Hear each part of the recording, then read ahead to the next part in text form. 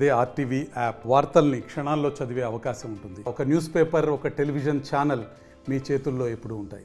మన ఉదయగిరి నియోజకవర్గం అభివృద్ధి జరగాలంటే ప్రతిపక్షం అధికార పక్షం అనే తేడా లేకుండా నియోజకవర్గంలో ఉండే అందరూ కలిసికట్టుగా నాయకులు అందరూ కలిసి ఈరోజు ఎన్డీఏ భాగస్వామ్యమైనటువంటిలో మనకు ఉదయగిరి నియోజకవర్గం శాసనసభ్యులుగా కాకర్ల సురేష్ ఆధ్వర్యంలో అభివృద్ధికి ముందడుగు వేయడం జరుగుతుంది.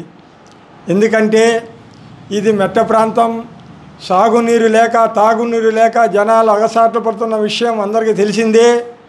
అయితే సాగునీరు లేని దానివలన పొట్ట చేత పట్టుకొని సుదీర్ఘ ప్రాంతాలకు వలసపోతున్నారు. ఏ గ్రామంలో చూసినా ప్రజలు ఇళ్ళకి తాళాలేసి పోయినటువంటి దృశ్యాలే కనపడుతున్నాయి. ఈనాడు నియోజకవర్గంలో ఏ గ్రామంలో చూసినా కానీ గ్రామాల్లో ప్రజలు కనపడరు.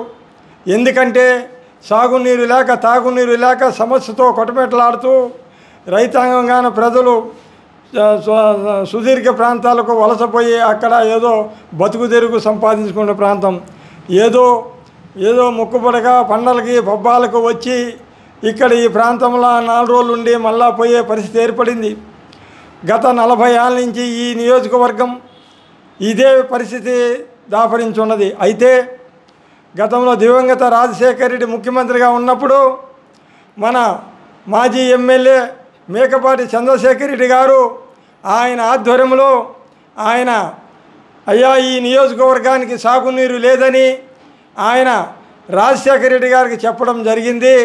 ఆయన ఆనాడు నేను ముఖ్యమంత్రి అయితే ఆయన పాదయాత్ర వైఎస్ రాజశేఖర రెడ్డి పాదయాత్రలో నేను ముఖ్యమంత్రి అయితే మీకు ఉదయగిరి నియోజకవర్గానికి నేను సీతారాం సాగర్ ప్రాజెక్టు వెల్లగొండలో అంతర్భాగాన్ని మీకు నేను చేస్తానని చెప్పడం జరిగింది. అదేవిధంగా మహానుభావుడు ముఖ్యమంత్రి కావడం మనకు ఉదయగిరి నియోజకవర్గానికి సీతారాం సాగర్ ప్రాజెక్టును ఆనాడు మంజూరు చేయడం జరిగింది. ఆ శిలాఫలకాన్ని కూడా ఉదయగిరిలో కూడా ఉండడం జరిగింది. అయితే దురదృష్టకాలమున ఆయన అదే ఉదయగిరి రచ్చబండ కార్యక్రమం వస్తూ ఆయన మరణించడంతో మనకు మళ్ళా కష్టాలు మొదలైనాయి. అయినప్పటికీ ప్రాజెక్టుల కోసం నిరంతరం పోరాటం చేసిన వ్యక్తి అని చెప్పొచ్చు మేకపాటి చంద్రశేఖర్ రెడ్డి గారు. అయితే కొన్ని అనేక కారణాలు ఆయన రాజకీయంగా వెనకబడకపోవచ్చు. అయితే నేటి కాలానికి ఎన్డీఏ భాగస్వామ్యంలో యువ నాయకుడైనటువంటి ఎన్డీఏ నాయకత్వంలో ఆయన కాకర్ల సురేష్ గారు రావడం నియోజకవర్గ యొక్క పరిస్థితులను ఆయన తెలుసుకొని అభివృద్ధి కోసం ముందుకు రావడం జరిగింది. నిరుపేదలకు ఆయన సహకారం చేయడం జరిగింది. ప్రజలు ఆయన ఎమ్మెల్యేగా ఎన్నుకోవడం జరిగింది. ఎన్నుకున్న కానించి ఈ నియోజకవర్గంలో ఉన్నటువంటి సమస్యలపై ఆయన నిరంతరం అసెంబ్లీలో తన వాగ్దాటిని వినిపిస్తూ సమస్యలను ఆయన పరిష్కరిస్తున్నారన్న విషయం కూడా తెలిసిందే. అయితే ఆయనకు మనమందరం కూడా సహకారం అందిస్తే ఇంకా యువ నాయకుడు ముందుకు పోతాడు. అయితే ఇటీవల ఈ యొక్క డయాలసిస్ సెంటర్ని ఆయన ఉదయగిరిలో లేదని అసెంబ్లీలో గల్లమెత్తిన విషయం అందరికీ తెలిసిందే.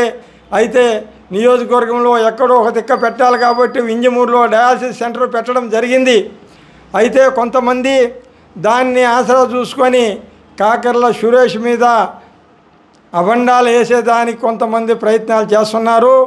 అది తప్పు అని నేను చెప్తున్నాను. ఎందుకంటే ఉరుకుంటపాడు, ఉదయగిరి, దుత్తలూరు, సీతారాంపురం మండలాలు నియోజకవర్గంలో బ్యాక్వర్డ్ ప్రాంతం అయినప్పటికీ ఈ ప్రాంతంలో అనారోగ్యంగా జనాలు ఎక్కువగా ఇదైనప్పటికీ ఇక్కడ ఈ డయాలసిస్ సెంటర్ ముఖ్యంగా అవసరమని చెప్పుకున్నప్పటికీ ఈ డయాలసిస్ వింజమూరుకు పోయిన దానివల్ల కొంతమంది అవకాశవాదులు తప్పుడు ప్రచారం చేస్తున్నారు. మన మండలాలకి ఇంకా అభివృద్ధి లేదు, అంతా వింజమూరేనని చెప్పని ఆయన మీద దుష్ప్రచారం చేసి దాన్ని కొంతమంది ఇదయ్యారు. అది తప్పు అని చెప్పని మేము బీజేపీ పార్టీ తరఫున నేను ఖండిస్తున్నాను. ఎందుకంటే ఈ డయాలసిస్ సెంటరు మన ఆరోగ్య శాఖ మినిస్టరు అయినటువంటి ఆయన కూడా చెప్పడం జరిగింది.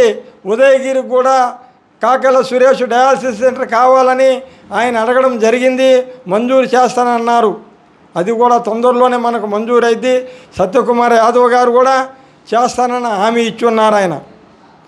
అంతేకాకుండా మనకు ఈ నియోజకవర్గంలో ఎక్కువగా ఈ సీతారాం సాగర్ ప్రాజెక్టు సాగునీరు కోసం మనం మరో యుద్ధం కాకెల సురేష్ ఆధ్వర్యంలో ముఖ్యమంత్రి చంద్రబాబు నాయుడు గారిని మనం పోయి అడిగి ఈ యొక్క సీతారాం సాగర్ ప్రాజెక్టును అయితేనేమి, తర్వాత ఈ పెద్దిటిపల్లి రిజర్వాయరు మధ్యలో ఆగిపోయి పనులు కాకుండా నిధులు లేకుండా ఎక్కడ వేసిన గొంగలు అక్కడ ఇది అయిపోయింది, దాన్ని కూడా నిధులు ఇచ్చి పూర్తి చేస్తే ఈ మెట్ట ప్రాంతానికి మనకు ఈ యొక్క సాగుకు కొంతవరకైనా వెసులుబాటు కలుగుతుందని చెప్పని మేము కాకెల సురేష్ గారి దృష్టికి తీసుకుపోవడం జరిగింది.